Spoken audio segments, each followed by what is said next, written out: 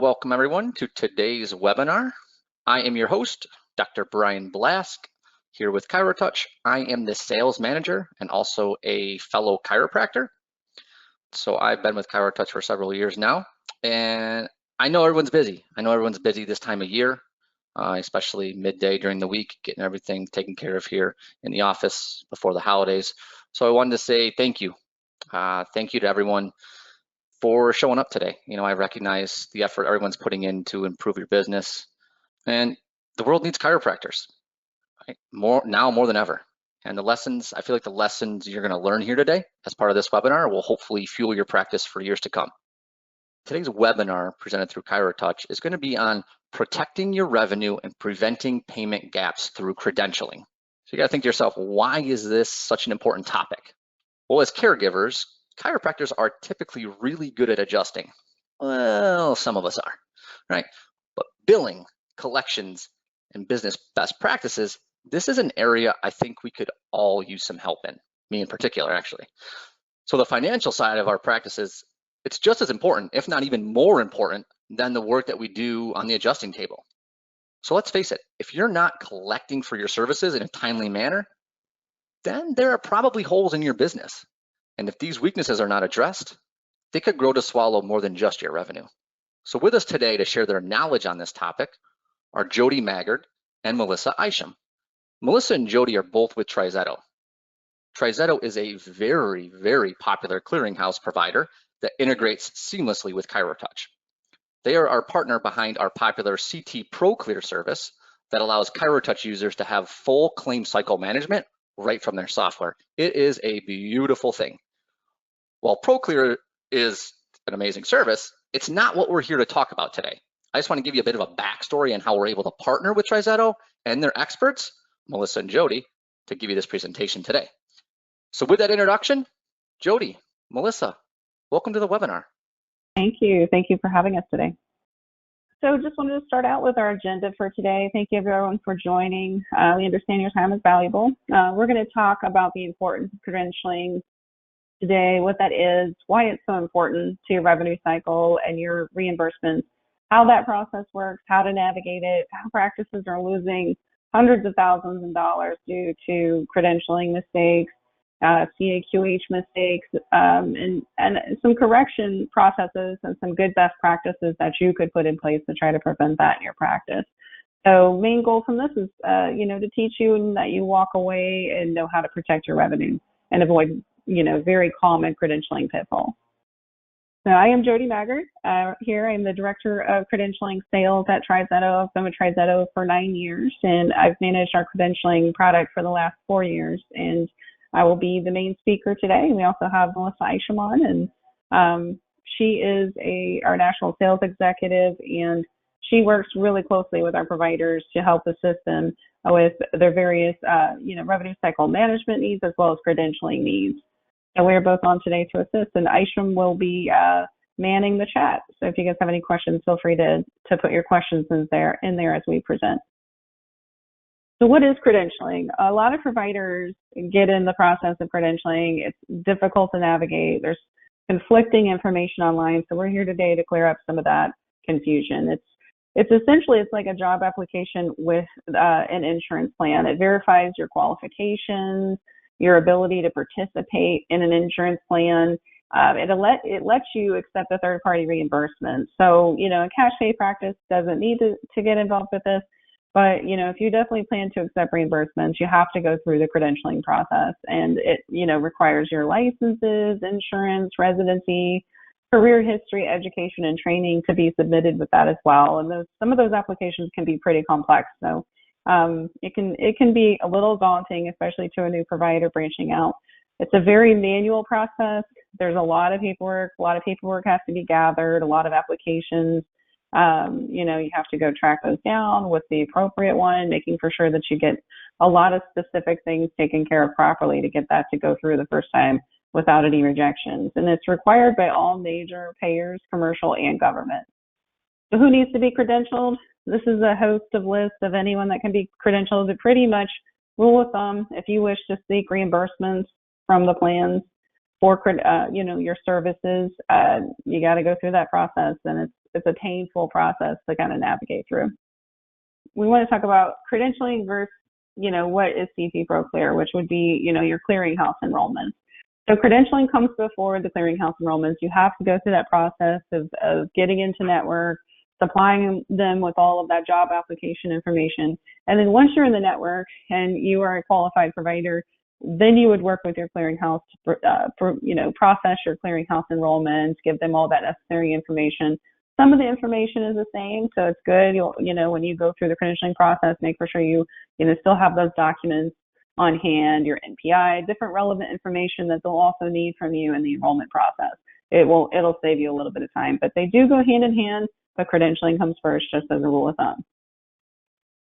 Why is credentialing important? It can impact your overall revenue cycle and how you get paid. It's the baseline, how you're building your practice, how many plans do you want to go with.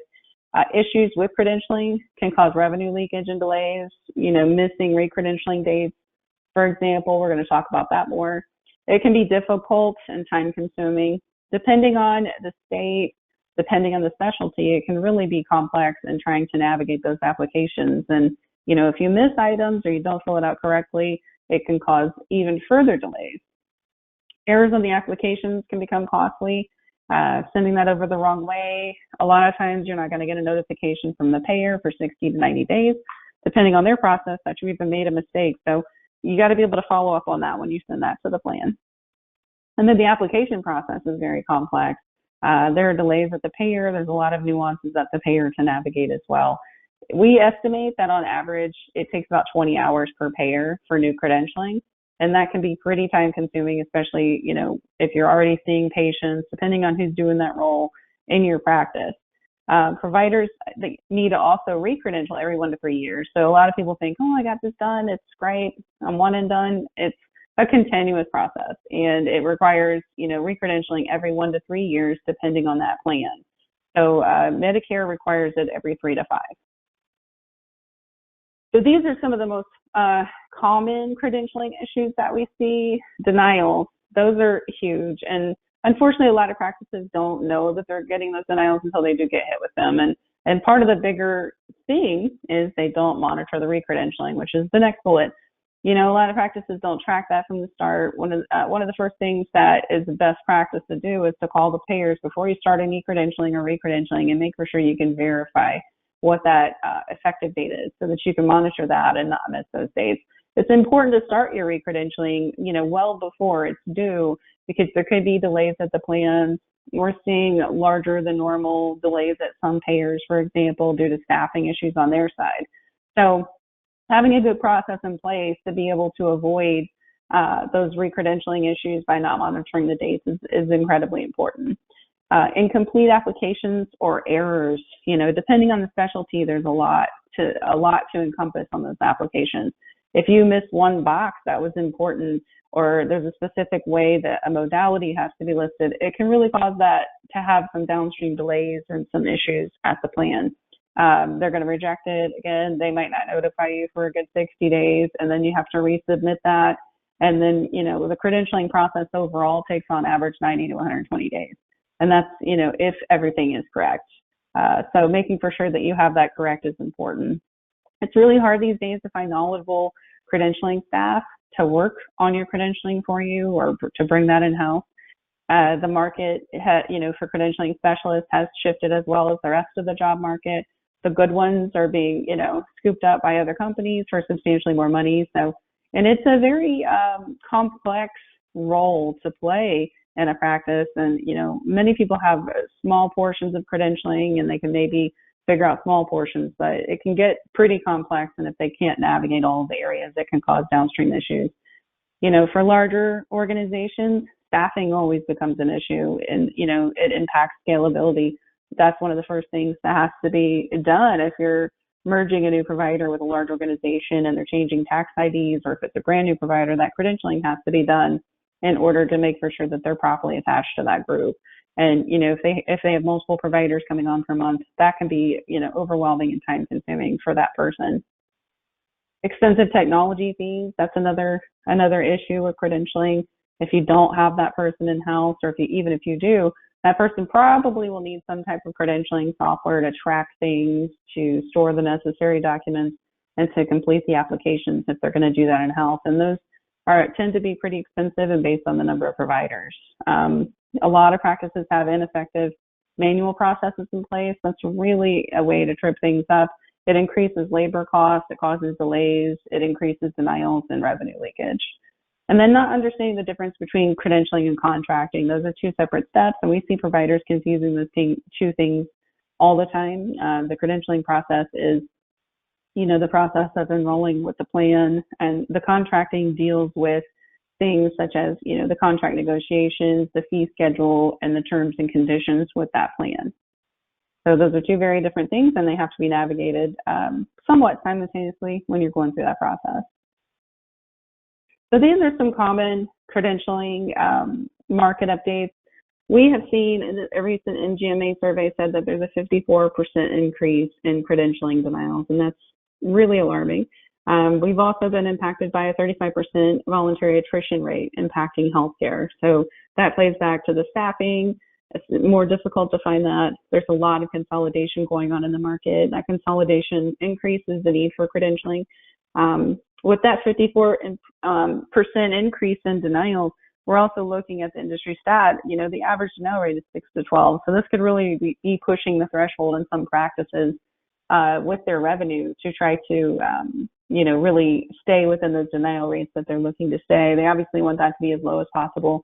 And the average denial costs about $10,000 a day. And depending on which payer that is, it can really impact the practice. I've seen some, if it was one of their major payers, the monthly impact could be up to $100,000 or more. So that could be very, very problematic to a practice and their downstream revenue impact. So we like to talk about this, and this kind of outlines how credentialing is a continuous process. It is something that will need to be managed, throughout the life of your business, and having the good baseline best practices in place is going to help you to do that. So one of the first steps is, navigating the provider setup process. If you have a new provider coming on board, you want to gather the necessary information from them that's going to be required for the applications. You want to be able to submit, have some kind of data intake form, or if you have credentialing software, make for sure that you capture everything in there that you need. And then, you need to provide a list of documentation or have that on hand of all the documents needed for credentialing. There's roughly, depending on the payer, state, or plan, roughly around 20 documents that are needed. Then you need to collect all the necessary data, review the priority of how you're going to address the credentialing needs. You need to create profiles for the providers or a folder for them if you're doing it manually, and make for sure that you have all those documents that you're going to need to move forward. Then you can begin the application process. You obviously want to start with the ones that are the most pressing for your business, and then any recredentialing that's coming up that might be lapsing. Then you want to submit the application. Having an important follow-up process is huge in this. Best practices would be, you want to follow up at 5 days just to make for sure that the plan did in fact get your application. Sometimes they miss those, they didn't come in. A lot of applications are done through online portals. There could be internet connection issues. You want to call to verify it. And then that first call, you're going to have to sit on hold for quite a long time, usually around 50 minutes to an hour. But you want to verify that. You want to record that employee ID number so that for future reference, if you call back in, you can say, well, I spoke to so-and-so this day, and they said it had processed through. Then roughly at day 15, you want to call back again, and then every 15 days thereafter. At day 15, they likely can give you some sort of an update if the application is looking good, or if there was anything that needs to be corrected. And that's why it's so important to have this process. If you don't call, their process is likely to notify you when they get to it, which could be much later than 15 days, and you have a longer time delay on getting that corrected. You want to follow up until you get that approval, and make for sure that you're recording that employee ID every time you call the plan. Keep detailed notes.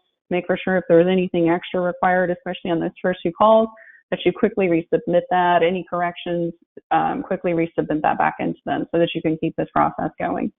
And then once you obtain that approval, you want to start tracking that and start tracking the effective date so that when you are due for recredentialing, you want to start reaching out anywhere between 3 and 6 months before that recredentialing is due to make for sure you don't have any gaps in your credentialing that can impact your revenue. Re-credentialing, it is just as time consuming as the regular credentialing. Some people think it can be, less. It is the same amount of paperwork, same process. It's required every 3 to 5 years, like I said earlier, for Medicare, and the commercial payers vary. It varies by states, and you have to keep up with their processes too, and when that's due. That's why it's so important to track those re-credentialing dates. Each payer is on a different schedule as well, so it takes time, and having something in one master place to track that's really important. Credentialing is also a role that ends up getting kind of passed around in a practice, especially smaller practices, from one person to another, and this information is hard to keep track of, but it's a really important piece of information to track that re-credentialing date. Many providers miss the re-credentialing deadlines, causing denials, and once you start to get the denials, you're already out, and you have to resubmit those claims, and they're likely not going to get paid due to timely filing, because you have to go through that 90 to 120-day process to resubmit. If you're a new practice, here's some good best practices for that. You want to make for sure that you do that well before you open your doors, that you've gone through the process, and that you have already got those approvals before you start seeing patients. Most plans, as a best practice, are not going to reimburse any claims prior to that approval date. You want to make for sure that you know that payer's specific rules on that. If it's not timed properly with your opening, if you haven't started the credentialing well before, at least 90 to 120 days before, you could see issues with that and your opening date. Allow time for mistakes, especially if you're trying to navigate that yourself and this is new to you. Make sure you allow time for mistakes and resubmitting that application, because you could make multiple errors and have to get those corrected. Allow time to learn the process and to understand it and the complexities. Some payers have different processes, and you'll have to learn to navigate that.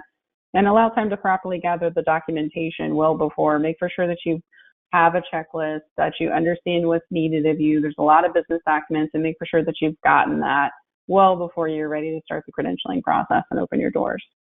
Make for sure you have that strong follow-up process to make for sure you're spotting any delays and getting those corrected so that it doesn't impact your opening day. And create a creative and effective tracking mechanism for your re-credentialing dates so that you don't have those downstream re-credentialing issues.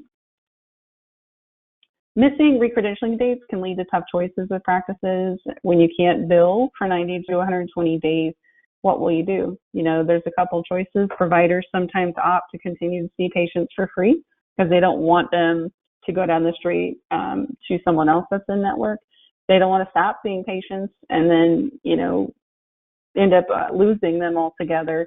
And then they might lose patients to their competitor overall, so that's a concern. And then the lost revenue is going to have an overall downstream impact on their business model. So it's important that they understand the severity and the importance of credentialing and how it really can have some downstream impacts on both your patients as well as your business. The 3 common ways that providers handle credentialing: they either task an in-house person, they use credentialing software, or they outsource to a credentialing service. So the first method, in-house staff member, it's pretty common.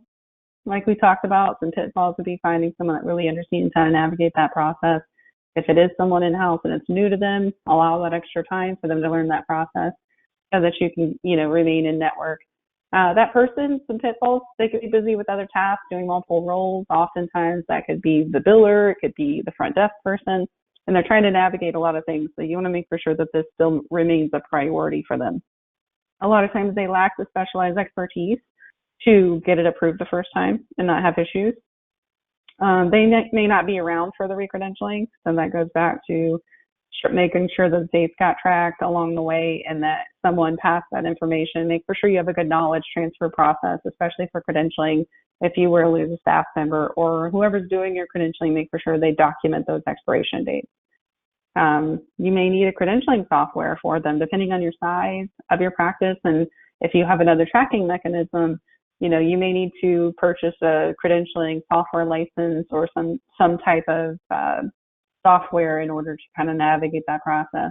And they may not be able to keep up with the workload. Depending on how many providers you're adding, it can be a lot for that specialist, especially if they're doing multiple roles, to be able to keep up with the workload of credentialing. It takes, like we said, roughly 20 hours per application. Credentialing software is the other component. It can be expensive for small practices. I've seen some quotes out there. They're pretty high, especially, when you start to get into the per provider, per user rates. A lot of users say it's hard to navigate. Some systems are outdated, for example. They don't keep updated libraries in there of the current applications. There are, some potential difficulties in navigating it. The flow of that is not the greatest. Different things that can impact their workflow. Many technology platforms will end up requiring additional modules to continue to work effectively. It's an ever-changing business with the nature of working with the payers. So that ongoing cost can be a burden to some practices. Still require credentialing specific knowledge to use the software. And feedback on software is that really they lack a lot of functionality to be effective unless you're using some of the more expensive brands.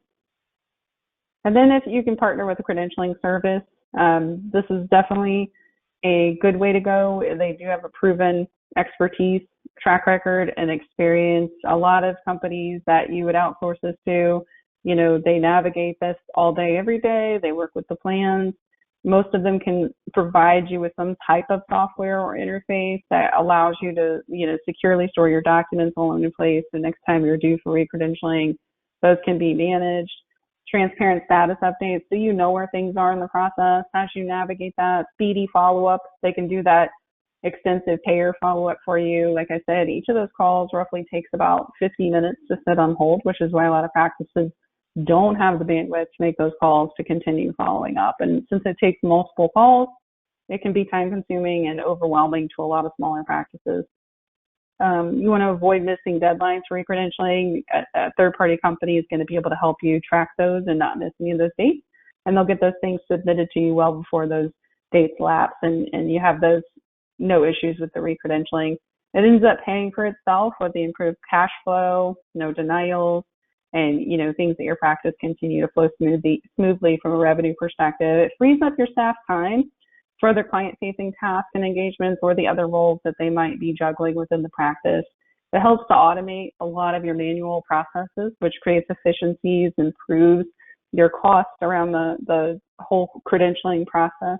Peace of mind that your credentialing is being handled, and the ability to scale. If your practice is adding a lot of providers, it's going to eliminate those staffing challenges that you might have with your growth. So here is a good step-by-step plan for you to work with. It's time to protect your revenue by creating your own credentialing plan that works for your office, your staff. Make for sure that you assign responsibility for these tasks that we've talked about in here. Follow up proactively with the payers so you can avoid delays. Make for sure you're verifying that in-network status. Oftentimes we'll see, providers will say, I've never been credentialed with Aetna. Then you call the plan and they have, and it's just, a re-credentialing or a demographic change to add them. So you want to make sure you're starting out the right way to start. Make for sure that you never miss a deadline. That's important. You don't want revenue leakage. It's an important step to help avoid that. And look where you have gaps in your process based on what we talked about today, that continuous slide of how to set up everything and the things to follow up on through the process. Make sure you have a process in place to support all of that. Understand your plan for growth and how that'll impact your business. If you have a plan to add 10 providers next year, that could definitely have a downstream impact on your credentialing, and you need to have something in place to be able to support that and all of those new credentialing enrollments. And do you have the appropriate staff in place to handle this task? Do you need to hire outside the company? Do you need somebody to get more specialized training and credentialing? So looking at that and whether you're using the right people for that role is important. Whether you choose in-house software or a third party, just make for sure you take some action today to make for sure you get that taken care of. Well, here we are getting to the question and answer portion of the demonstration. I do have some that have been submitted that I want to ask you ladies. Number one, does TriZetto handle CAQH maintenance and or attestations? Yes, we handle CAQH maintenance and attestations quarterly for our providers, and we can also set up a profile for them if they're a brand new provider. Oh, wonderful. Well, can TriZetto say, help me get into a closed panel? We do help providers navigate a closed panel. Unfortunately, some of those we're all at the mercy of the plan, but we do have a good process in place for submitting that application and, trying to gather as much additional supporting information that we can to try to navigate that process with the plans. And we can do ongoing monitoring of closed panels to see if we can continue to get you in. Oh, wonderful. Well, what if I received a credentialing denial? If you received a denial, TriZetto would definitely be able to help you with that. It means you missed those recredentialing dates. We'd want to go ahead and, onboard you as quickly as possible, get the required information. We would start calling the plan and verify what's needed for a next step, and then we would go ahead and start that application so that 90 to 120 days can start. So time is of the essence, and speed is important with that. We'd want to make for sure we can get that done as quickly as possible. Gotcha. Makes total sense there. What if I say I just need to change my physical address with the payers? So could TriZetto help with that? Yeah, and most times that would just be a simple demographic change, and we would look at that situation and make for sure that we're submitting that properly for you for each of your plans. Gotcha. Are you guys seeing any other questions in the panel that you want to address here? It looks like someone asked if we do recredentialing, and we do recredentialing on behalf of providers. I see another question here. It says, what happens with a clinic that is currently an LLC, then is bought by another LLC for the contracted providers? Yeah, that's definitely a specific question we would need to ask some more questions around before we could really advise you on that. But if you want to reach out to Melissa or myself right after this webinar, we'd be happy to set up a quick call to discuss that with you. We are going to allow you to, as part of this webinar demonstration, we are going to allow you to contact us for any extra questions. So the way this works is you can see my contact information right there, right? It is Dr. Brian Blask. You can just go bblask@chirotouch.com, and then I can get you in contact with Melissa and Jody personally, so we can take care of all your questions you might have. And I really hope that everyone's walking away here today with a better understanding of how they can protect their revenue and how a clearinghouse partner like TriZetto can help you do that. Melissa and Jody, thank you again for being here today. I think I speak for everyone when I say you're doing a tremendous service to the chiropractic profession. And thank you to everyone who joined our webinar.